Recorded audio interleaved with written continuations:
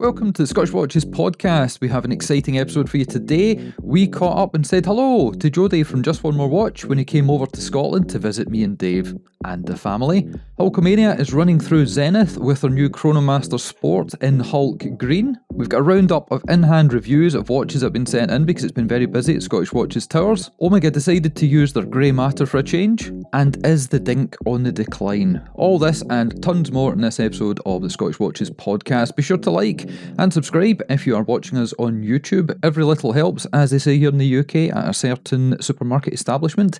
But I think we should probably get down and dirty and ask Dave if he's green with envy this week. Is he green with envy? Well, David's wearing a lot of green, so he could say he's green with envy, but no. And I'm going to guess that you're trying to create a funky lead in here to a certain new watch that Zenith have brought out. What are your thoughts on the Chronomaster Sport? This was a watch that came out a couple of years ago, and people said it looked a little bit like a Daytona.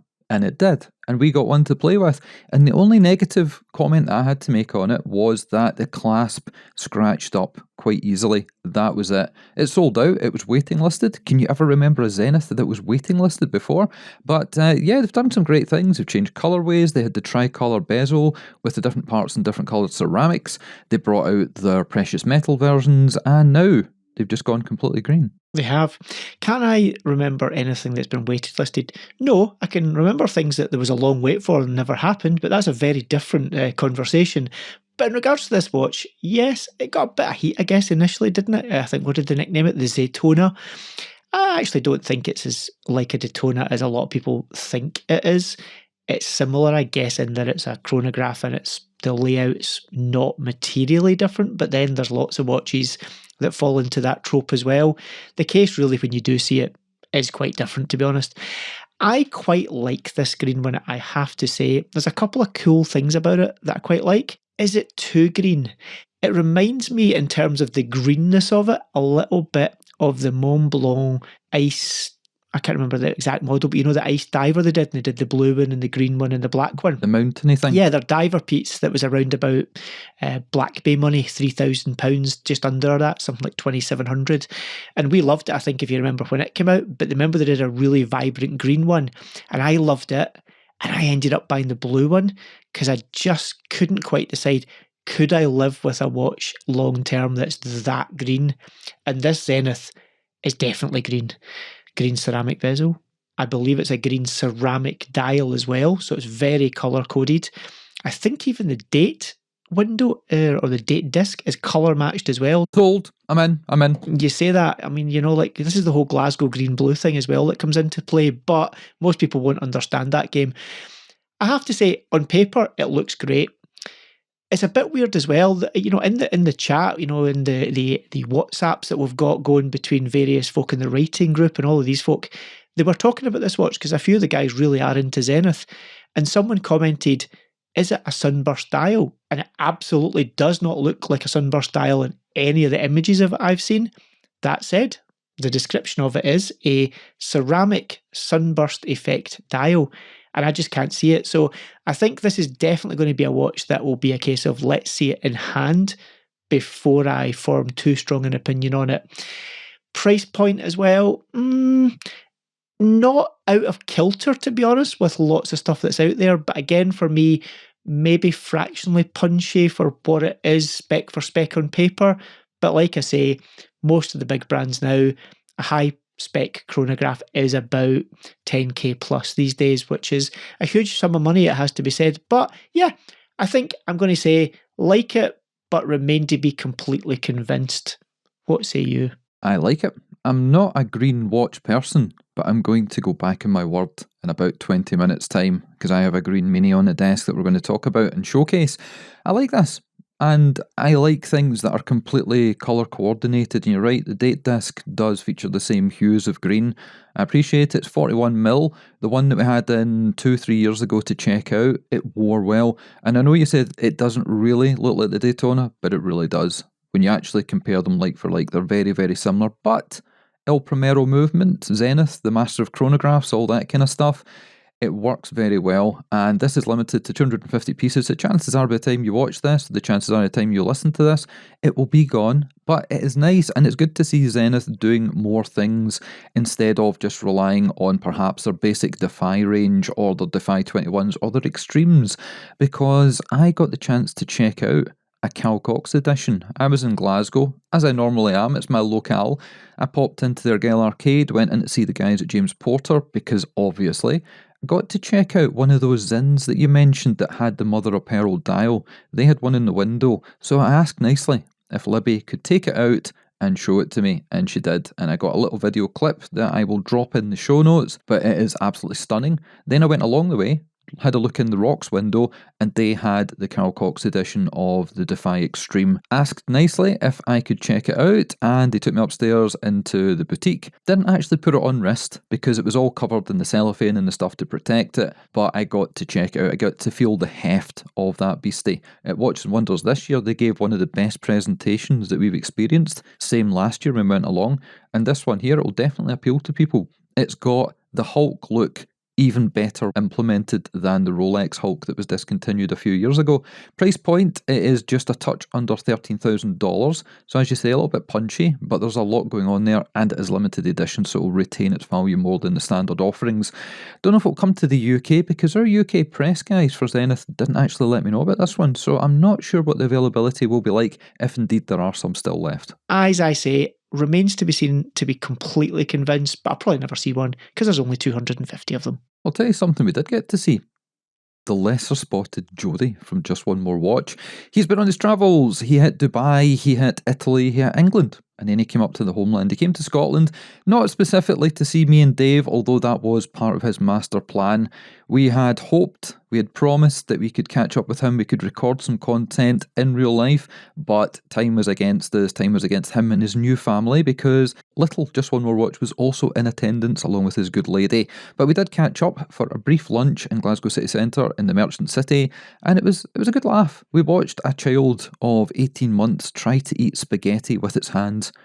That was interesting. Did a better job than Dave usually does. And we got to see some cool watches. We got to see the Erebus in real life, and it is definitely a winner. And we also got to show him some new watches that have come into Scottish Watches Towers. He got a bit of a sneak peek ahead of you guys, but we got to show him the new Christopher Ward Moonphase that was in for review a couple of weeks ago there. Great episode, if you've not heard that, where we actually had one of the designers, the main designer from Christopher Ward, who also does Chepex. He was on the show talking about designing different watches, the pros, the cons, the stumbling blocks they hit, and how they actually achieved greatness for such a pocket-friendly price. Dave compared it to something else that was 10 times the price, and I think the Christopher Ward did pretty good. It was a David and Goliath show, so that's a good one to check out. Showed Jody that, he liked it. Then we showed him the Sega designs that arrived. Dave talked about his Blue Planet Blue Edition in titanium last week. We actually got the black version through, so that was there. And there was an Italian number I got to show him, so we're going to get into all that. Should I probably showcase the Italian one to start with, Dave? Why don't you showcase it? But before you showcase it, or whilst you're showcasing it, let's hear how Ricky's pronunciation is of 3 separate words to do with this watch this time. It's great when the ball's in the other foot. The ball's in the other foot? How low are your balls? I mean, at this age, they dangle. It's the pendulum effect. We're going to try and pronounce this as Venezianico Nerede Made Perla. I'll say your brand pronunciation, but I think that was pretty much on the ball. Now, it's not as if I maybe WhatsApped the guys that run the company and said, listen, I'm recording a show in 20 minutes. Any chance you can record a voice note that tells me how to pronounce this quite slowly, and I'll give it a shot. So we'll put in the voice note and we'll see how close we got there, Dave, shall we? Venezianico Nerede Made Perla. Perfect. There we go. Hope you enjoyed that, folks. So, I mentioned at the start of the show, a green Mini, something that is all green, and this is it. This is the aforementioned watch I'm not going to try and pronounce again. You heard me try it there, and this has been sent across from the guys in Italy. It has got a tungsten bezel, something you do not really see much anymore. Dave and me have talked about tungsten quite a bit. It is hard wearing, very difficult to manipulate and work with, and it's extremely heavy. So this watch is actually a lot more heavy than you would predict just looking at it. It's got a strap that initially I hated. I thought the strap on this watch was terrible. But then I wore it and I understood why. It doesn't feel like an FKM rubber. It doesn't feel like a lot of the straps that we've had on the show before. It contours very well to your wrist and it holds the watch there. And with that extra heft of the tungsten, this is a bonus. This wins.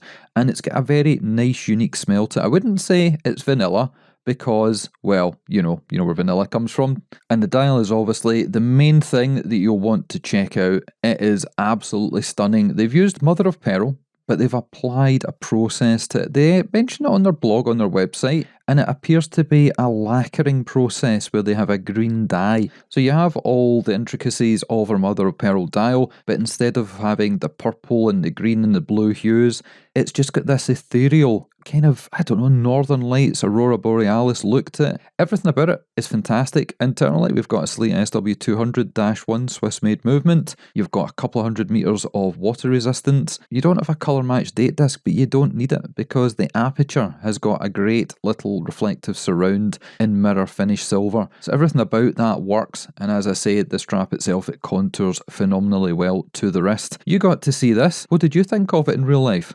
So it brought back a little blast from the past for me, because I actually was one of the sensible people we'll go with who backed this on Kickstarter back in the day. And actually, whilst you were regaling the tale of this watch, I actually looked quickly back to see, and the very one I bought back in 2017 was I actually pronounced it as Nereid, but I think you said it's pronounced Nerida. And I actually got one back in 2017. So yes, I am kind of on board with this. Great looking colour. They have, it has to be said, improved over the years as well. That was one of the very first watches they brought to market via Kickstarter. And they've successfully managed to build a healthy business for themselves. For the money as well, I think what this is in and about the £650 to £700 mark. Yeah, the price point is something to really talk about here, because for all the bits and bobs we showed you there, the tungsten bezel, the fact it's got the mother of pearl dial, the fact it's had this dye coating to it, it's got the contouring strap, the SW200 inside it, 676 quid, which is absolutely astounding. We're talking even less expensive than Christopher Ward, and dare I say it, more punchy. You know, I love Christopher Ward. I talk about him all the time in the show. It's a step up from the likes of your Zelos and your Nodus, where perhaps it's a Seiko TMI Industries NH35A inside, and the finishing is really good, but the finishing on this one is even better. And this is a brand that me and Barbara spoke to when we were over at Vicenza Oro in January, and January is just around the corner. We're in November, can you believe it already? And I'm looking forward to catching up with those guys again at the start of the year, because this is tremendous. And let me actually show you the box it comes in. I know we always talk about what you get along with the watch, but this here, it was like receiving a watch that was maybe 5 times the price or more. So let me just quickly show you. So this is how it arrives. If you're not entirely happy with your purchase, it says here you can use this packaging to return it. Well thought out. Inside, as we open it up, you have got the inner box. Obviously there's a lot of packaging materials that have disappeared. You get a funky little printed catalogue, so you can see all the rest of the models, all the information on the brand. Quite useful, and it may entice you to put your hand in your pocket yet again and pick something else up from the range, because at these prices, as we said, well worth a look. The box itself that's inside, pretty cool. It's got the embossed logo all over it, and then they have got a metallic logo in the corner there as well. Taking out our sleeve off, drop that to the side, and yeah, same idea inside, very well put together. Totally above the price point that you pay. It absolutely punches high above that. And inside we have got all the gubbins, you've got your certificate, you've got your user manual, all that kind of stuff in there as well. And then you have the box with the pad. So yeah, a fantastic little watch. Really happy that the guys got this sent across. We've been speaking back and forward with them for months and months. We were aiming to try and get them on the show. Hasn't quite happened yet, but yeah, this is an absolute winner. Let's talk about niggles. There aren't any. I really am genuinely saying that. The only negative thing I could say about it was the strap.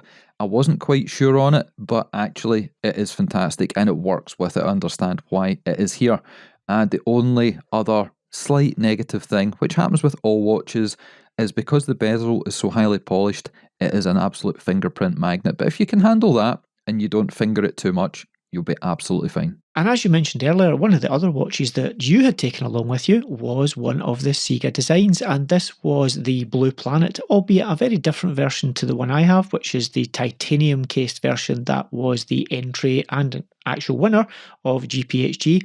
You had one of the ceramic case versions in a gold gilt variant, which was altogether a bit more Bobby Dazzler than my one, which has to be said, even mine with the blue earth and the seas on there is quite in your face, but the one you've got is a awful lot more in your face. So let me tell you all about this watch, because it is different, significantly different from the one that you had. And the first thing I'm going to talk about, again, is the packaging, because it's 2 for 2. This is absolutely fantastic. It looks like a book. It has got all the gold coloration on the outside, and when this arrives and you open it up, again, it feels like a luxury purchase. This could teach a thing or two to some of the bigger brands that don't give you as much as you would hopefully expect.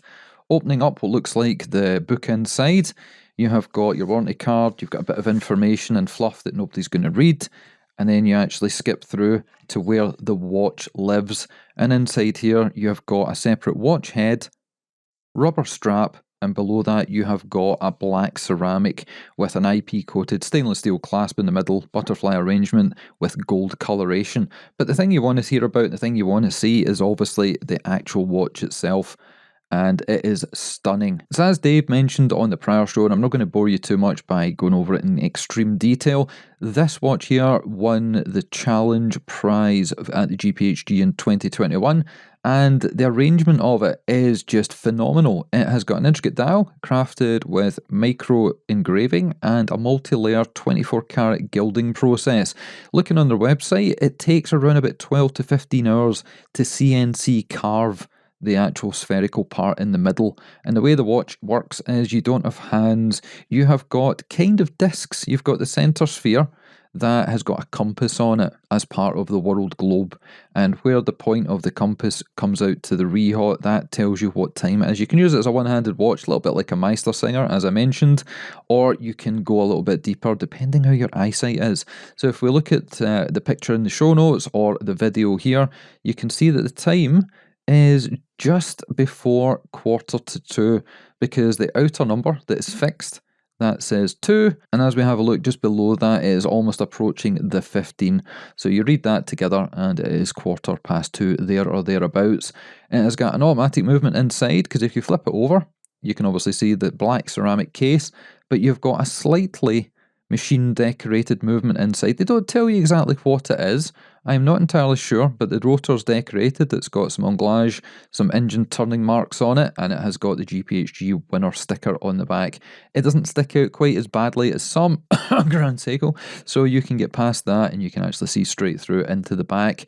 It comes, as I mentioned, with a Rado-style ceramic bracelet. It doesn't look great under these studio lights because it's so bulbous, it's catching and reflecting all the different light sources in the room, but trust me, when this is on wrist, when this is outside, it is phenomenal. It has attracted a lot of attention. Jody quite liked this one. He said he'd actually seen the other version as well, but this one did appeal. So if you're interested, jump onto their website. Don't go to Amazon. Amazon's actually more expensive, but if you jump onto their website, you can pick this up for around about 1,500 quid, £1,500, and it is well worth it if you like it, because it's fully ceramic.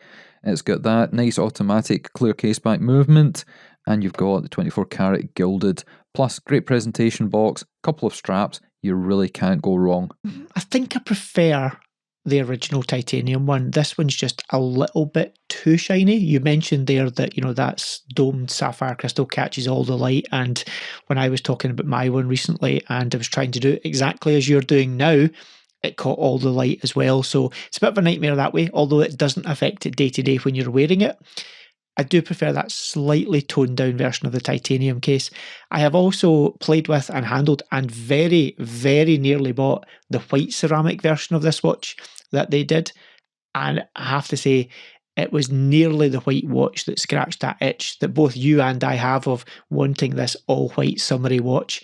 So yeah, black one's really cool. This is definitely, I think, your colour palette, that kind of very black toned down watch. You do like a black ceramic watch, it has to be said. So I think this is very you.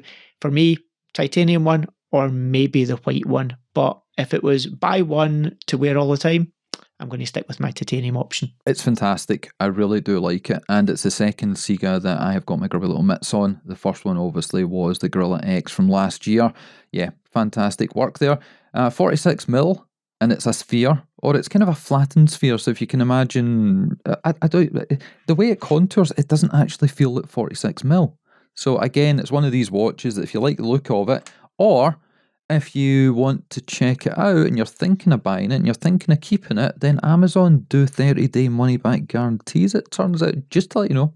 22mm strap on there, you can change it out. It's got quick release spring bars, so you can obviously just dick around with that, do what you like. It doesn't have a screw-down crown, so yeah, 30 meters water resistant means that you can wash your hand carefully. But you can't take it in the shower. You don't want moisture or any heat getting into that thing there because it will just bugger it right up. And with that movement, that's nothing you want to mess around with. Price point, as I mentioned, just a touch over $1,500. Now, Dave, to slightly lighter ceramic colours, you've got to see something in real life, and I hope you've got some video clips of it that we can put in YouTube and in the show notes. We're talking about the Omega Seamaster Planet Ocean GMT Dark Grey, a watch that kind of popped up out of nowhere. They didn't do much in the way of press releases, although Omega either make a huge amount of noise or not a lot of noise at all, so that didn't come as a huge surprise. But what did come as a bit of a surprise was the price point, because, most folk look at the watch and then look at the price. And this one had a price tag of £21,000, or nearly €24,000, which, if anyone knows the Planet Ocean, even the ceramic ones, they're nothing like £20,000. More like £10,000-11,000. So what gives has to be said. Basically, it's got a titanium movement in it now. Now, this is a big thing because actually previously Omega have only done a titanium movement in one watch, and folk might cast their mind back to the Seamaster Aquaterra Ultralight that was their golf watch, coming in at a not insubstantial £50,000. Now, it really was the precursor, I guess, to this in regards to a titanium movement, getting the weight of that watch right down. It also had that kind of funky hidden crown in there as well. But this, by all accounts, is the second watch that Omega have done with a titanium movement. And when you turn the watch over, you have the display case back in there, and you can see straight away you've got that duller, anthracite grey feel and vibe that you'll get from titanium, rather than that bright finished steel or that plated steel that you'll traditionally get on most movements. Also, the ceramic used for the case is a very different type of ceramic. This is a silicon nitride ceramic. Now, it is about half the weight of the traditional zircon ceramic that's used in the vast majority of ceramic watches, and most ceramic, in fact all other ceramic watches by Omega, use zircon ceramic as opposed to this. As soon as I get handed it, it was so noticeable. Now, this is no small dainty little watch by any stretch of the imagination. It's a big beast, 45.5mm by 17.4mm thick, so it's a chunk of a watch, but it weighs almost nothing. Now, I actually don't, I think it's round about 107 grams. Need to confirm that, but I'm sure it's round about 107 grams from my memory. It is ridiculously light for a big, chunky, technical dive watch. It also has the titanium dial on there as well, in the grey, with just little touches of orange. Tip of the second hand, or the GMT hand, also has a little bit of orange and a tiny little bit of orange text on there. I think it looks fabulous. And unlike other ceramic Planet Oceans, which have ceramic crowns, ceramic bezels, ceramic helium escape valves, this one has titanium parts there, again, to further just make sure that the weight is right down on this watch. It's a weird colour of grey, which seems a bit funny because grey is a boring colour, but it's a very distinctive lighter to mid-grey colour palette on there as well. I absolutely love this watch. Would I pay 21 grand for it? That's a big question. It's a very specific purchase, it has to be said. But many folk who kind of threw their hands in the air and were, oh my God, it's £21,000, they're idiots. What are they thinking? Well, they're thinking it's a titanium movement and a pretty innovative ceramic material for the case as well. So it's a solid pass from me, not necessarily one that I'll add to the collection, but definitely a solid pass. This is the part of the show where Dave usually says, "What do you think, Ricky?" And he didn't ask this time because he probably knows what I think. And I think it's a lot of money, but it's a lot of watch. And if you're liking crazy, weird stuff more than perhaps the Sega design, more than perhaps a tungsten bezel, and you like the intricacies and you don't want to spend 50 grand, I don't think you'd even spend 50 grand any longer and get that golf watch, but I do remember when that one came out. It's not for me. When I like ceramic, I would rather have it in black because you get that lustrous, deep gloss shine of a freshly waxed, a freshly ceramic coated car. And with the Sega design, with the Apollo 8, some of the surfaces in the Apollo 8 have a brushing effect, but some of them are absolutely beautiful because they reflect the light like a mirror. And with a grey or even the white, I think a white watch in ceramic starts to look like plastic. And it's only when you feel how cold it is and you hold the material in your hand, you notice the differences, the subtleties. But for ceramic, I just reckon it has to be black. Fair. Talking of black, and a very quick aside, we have talked about it before, which was the other Planet Ocean we recently discussed, that being the ETNZ in the turquoise palette there, America's Cup watch. I got to see it in person as well, and oh my god, it's good. The colour is absolutely magnificent. You'd love it because you like a bit of turquoise as well in your life these days, and it is a lustrous black ceramic case in it. Only thing is, it's a chronograph, but I guess that's the whole idea of this watch. It's a kind of yacht timer come chronograph, but the colour palette on it is every bit as good as we thought it was going to be, and I'm glad I got to handle that as well. And it's a much more reasonable, although not inexpensive, £12,000 as well. Chronograph function, the black's on there for you, that turquoise, great looking watch as well. Something Dave didn't know about was when I went into Glasgow to have a wander round, I went to the new Tag Boutique that opened up around a month ago. Now unfortunately we couldn't go to the opening night because we had 1,000,001 other things on. It was probably that weekend when we were in Spain and missed out on everything else that was happening in Ireland and down south. But I dropped in there and had a quick look around and actually met one of the sales guys. He came forward to speak to me. His name's Ben. And young chap, he told me he was a scuba instructor over in, I think it was Cyprus or something like that, but he's come across back to the UK and he actually knows exactly what he's talking about. It's great to see somebody, I think he's only 19, he said, somebody that young, that passionate, that when they get a job in retail sales in a watch store. But the reason I bring this up is there was a turquoise Tag Heuer, the one that we spoke about on the show, that looks like it's got little parts of Tron in it. So I got to check that out in real life, put it on the wrist, have a good look at it, as he explained all about the internal movement, the calibre that's inside it. And again, he knew everything that he needed to know about, which is fantastic to see. Turquoise has definitely been the colour of this year. We've actually got a consignment coming from the folks over at Norcane, including their wild one. So again, in the next show, the one after, we'll be talking about those. Yep, it definitely is the colour of the year, I have to say. And you've come round to saying it correctly as well, or pronouncing it correctly. Correctly? I didn't even pronounce that correctly. That was perfect. Perfect fucking timing. So, Ricky, noticed anything about the Dink? I like Dinky. I've said this in the show. I watch their videos. I read the website. I have done for a number of years. But there have been a lot of changes and people have commented over the past, well, probably a couple of years since they got investment from different places, LVMH Group, John Mayer took an interest in things, that it's changed. Also, the masthead has completely changed over the past couple of years. Lots of familiar faces, renowned characters within the watch industry and journalism have disappeared. New faces have appeared. They've got YouTube creators, they have got podcasters, they've got influencers involved, which is not a negative thing, but they seem to have lost their way a little bit and they're not showcasing as much as they used to. There is a definite slant on these are the things we sell in our shop, therefore these are the things we talk about. And a point to make there, a point in case would be, on their website, there is a link that takes you to all the releases. They call it all the new watches of 2023. And before me and Dave do a show, we obviously have our show notes that we build every week. We look through our emails, we look through our messages, our WhatsApp, our Instagram, etc. But we also go around all the blogs just to see if something has appeared there that we don't know about, because not every company will send us a press release as of yet. And I went to this page to see if there was anything I had missed, and I thought I'd loaded a cached version of the page because nothing had changed in the last week almost. And then I counted to see how many new watches Hodinkee reckoned had been released in the month of October this year. And we know it's 100, it could be 100, it could be 200, there's tons and tons of watches. We talk about at least 3 or 4 watches per episode, and we do 2 shows a week.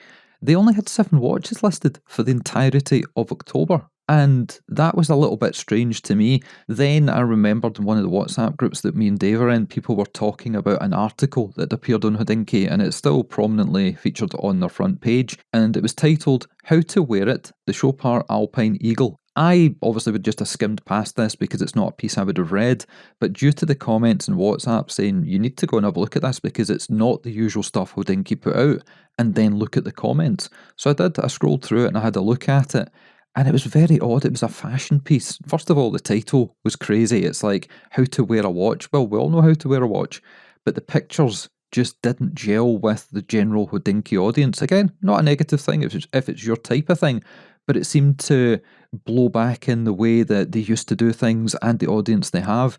And the comments were saying, you guys have lost your way, you've jumped the shark. And it's a real sad reflection on things, because even recently I heard that a couple of the old Hodinkee folks have now moved on to other places. I was actually contacted by one of their prior writers who's now working for the New Yorker. We spotted that another person that worked there quite high up is now with Revolution this week. So I really don't know what's going on. I enjoy reading some of the stuff, but they just seem to have lost their way a little bit. And that Ed Sheeran watch that we talked about that we would have expected to sell out because it's limited edition and a G-Shock, you can still buy them on the website. No, absolutely. And I know exactly the article you're talking about. And it caught my eye actually weirdly for a different reason. Now, I think that the model that has been used in this is a real life model. But I don't know why, the minute I saw it, I got this really strong vibe that it was an AI generated image. It just has that feel about it. It feels very unreal. And as you mentioned, as an article, it just doesn't kind of fit into what you expect from Hodinkee. And as you mentioned as well, Hodinkee has changed over the years, but it's always had an undertone of the same type of vibe and flavour, as in knowing its audience.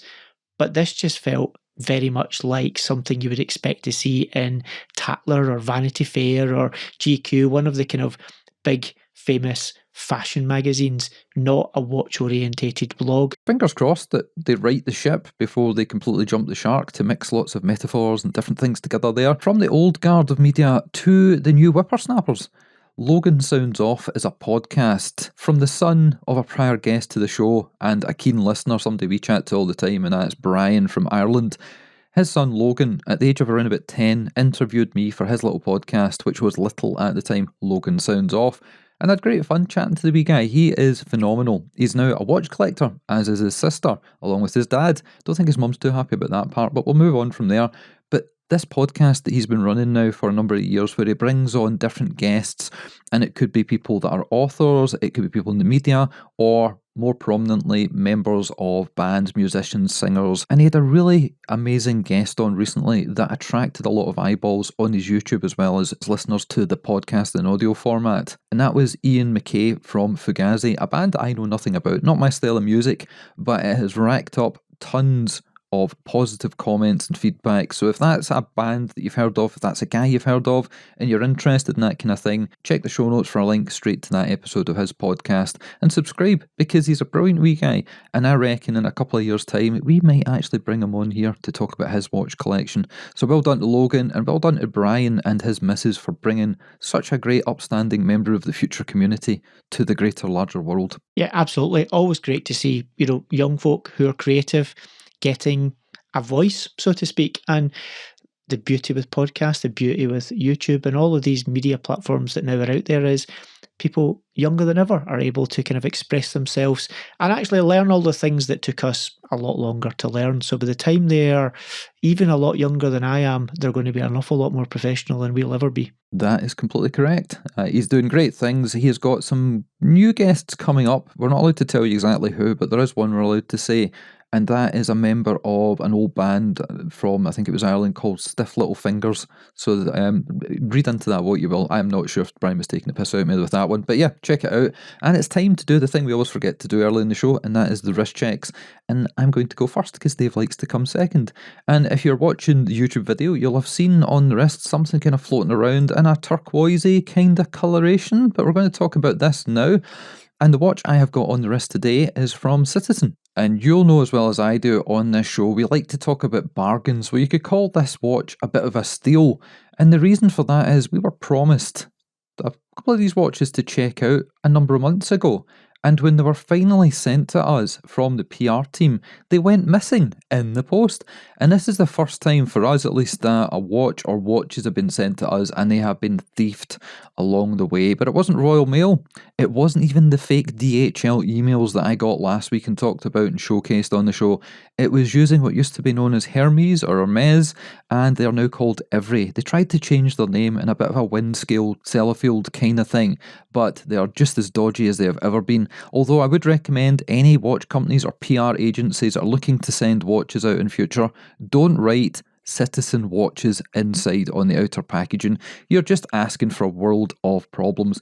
But this watch here, Dave, how do you pronounce it? How do we pronounce it, Ricky? We pronounce that Tiosa. So this watch here is that, and it is fantastic. Another absolute bargain that punches far above its weight class. Citizen, we say all the time, do great things. We really do hope there is going to be a grand Citizen in the future. But with things like this coming in at under £300 UK, including VAT, I don't know if they need to. The one that we've been sent across is absolutely fantastic. Actually, two have been sent across. There was one that has got this kind of teal ombre effect. It's fume out to the rehot. Looks great. We were talking there about hidden crowns, and this one has almost got a hidden crown as well. It sits down at the, as Dave would say, the 4 o'clock or the half 4 o'clock position. Comes in a nice little bracelet, a Rolex President style. It's not Jubilee, it's not Oyster. You can choose different dial colours, from yellow to green to black to blue, and it is just a really funky looking watch. If I was to describe it, I would say it's fallen into that category of late where you've got your Tissot PRXs, you've got your Christopher Ward 12s,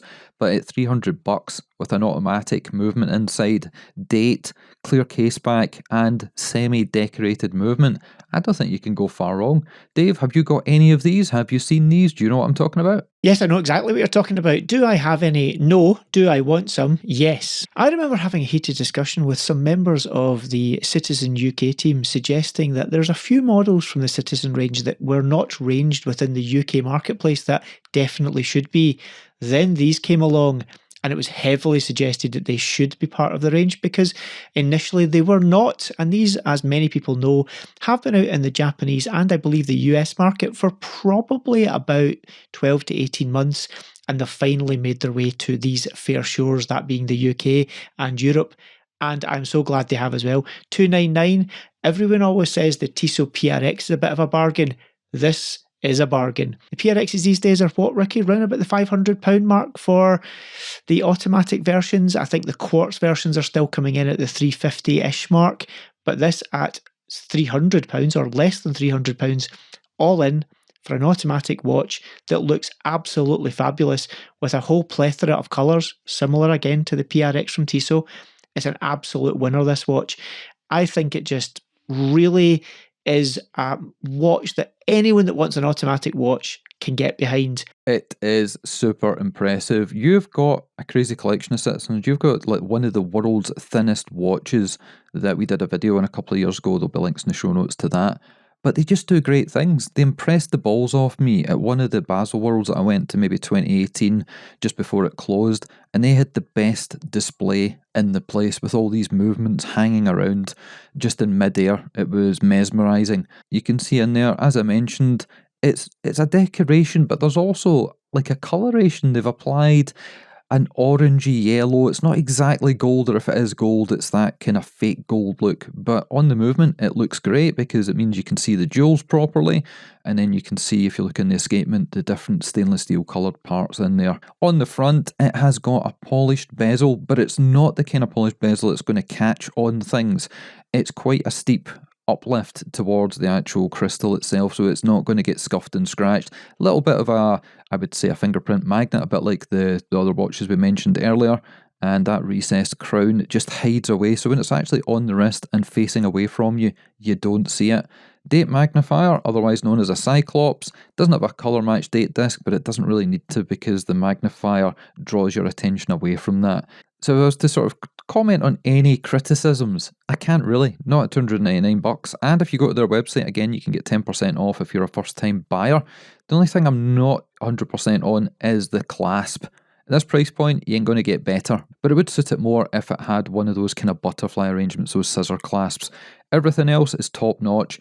The only thing to bear in mind is you're not going to be able to change this one out and put a different strap on it because it has got this integrated bracelet. That is the only two minor niggles, but as I say, at $299 with a potential 10% saving as well, you really can't go wrong. Absolutely. And as if by magic, Ricky, as if by magic, if you want to see the variations that we can have in thicknesses of Citizen watches, here are a couple of examples for you where we have the Citizen 1, which is one of the thinnest watches in the world, along with one of their chunkier diver numbers, which is a ludicrously thick watch. So check out the show notes if you want to see the ludicrousness of the differences of thicknesses of Citizen watches. Yeah, I think it's fair to say that the one you have probably firmly sits in the middle of the category there. That is a good showcase of the differences there, Dave, and if anyone is watching the YouTube video, you can see a little box that this comes in. This is the second one they sent across. And if I quickly open that up, you can see it's a decent presentation. It's not a throwaway, as you would expect, perhaps for $300. The one that's inside here has got a really deep blue coloration to the dial. Exactly the same in every way, apart from the colour of the dial. Yep, $300, another firm favourite and a winner in my book. So that's my wrist check done. Time to flip the camera over to Dave and ask him what he's got on the wrist today. So what's Dave wearing today? Dave is wearing his Hermes Slim de Hermes Titan, which is the French, which is this little number here. And this is the titanium version of a watch they had released a few years previous to this in a steel case, and they decided to do a titanium version, which I think really elevated this watch up to where it wanted to be. The steel version was popular and it was really, quite a mark in terms of where Hermes were at the time. Micro rotor movement, but when they went to titanium, for me, it really just elevated it up to where it wanted to be. 39.5 millimeters in size, so a very good size for many people, and just a smidgen over 6 millimeters thick, so very thin and very wearable as well. This has the matching titanium Hermes style pin buckle on there as well, with the alligator strap in grey with the orange edging. Full display case back on there with none of that pesky printing or pictures or wordage put onto the case back, so you get the movement in all its glory, a micro rotor movement there. Now, nothing particularly fancy in terms of finishing, very much machine finish, but you've got lots of the little Hermes H's, which you might just be able to pick up on there as well. Check out the show notes if you want to see that. And as mentioned, extremely thin as well. Predominantly a kind of bead blasted finish on the majority of the case, albeit you've got this brushed bezel ring on there as well. So I think this is a fantastic dress style watch for people who don't really do dress watches, which is the category that I most definitely fall into. I even love the little details like on the lug here, where you've got the little kick in so that the strap looks like it's kind of integrated into the lug. So that is what I am wearing this week. We should probably tell people what we've been up to. I've kind of already said we met Jodie. I went into Glasgow. I had a look at Zin watches. I had a look at Tag watches. But that's about it, really. That's about all my travels. But Halloween is upon us. We're recording this the day after, when everything is quiet, when we don't have any of the trick-or-treaters at the door. But instead of dressing up this year, because I just didn't have time, lots of family stuff going on behind the scenes, I did catch up with something that came out over 30 years ago. And for any of our UK audience, or perhaps people across the world that have heard of this, There was a TV show, a one-off called Ghostwatch, and this came out around about 1992. It must have been exactly 1992 on Halloween. Do you remember this one, Dave? That's the first question. It rings a bell, but I am struggling to place it exactly, but it definitely rings a bell. So for somebody around about my age who was just hitting high school at the time, back in the days before you had tons of choice when it came to TV channels or the internet where you could check Twitter to see what people are saying about current programmes, this appeared on television on BBC One. Staffed by host Michael Parkinson, you had Sarah Green, you had Mike Smith, which was her husband, I believe, at the time. It wasn't actors and actresses, it was presenters from decent TV shows. And it was covering a family that had a haunted house and they'd had problems for months and months and months. They'd brought this TV crew in to see if anything crazy would happen on Halloween night. And as the show unfolded, lots of weird stuff happened. Just before the TV show actually aired, the announcer said, "This is a dramatisation." It's a little bit like Orson Welles' War of the Worlds, but in TV format. But they only said it once, and if you missed that part of the show at the beginning, which I did, and my family did, you were watching this where bona fide presenters and news anchors were talking about something as if it was genuinely happening. So things went crazy in the UK the following day. All the tabloids went absolutely batshit because the lines at the BBC were jammed with between 30 to 50,000 callers shitting bricks, saying that crazy stuff was happening in their houses. Mass hysteria across the land. There were some more sinister things reported on, we won't touch on them, but the BBC, because of all the negativity that happened, and again, people couldn't talk on Twitter, people couldn't say, "Oh, it's staged, did you not miss the thing at the beginning?"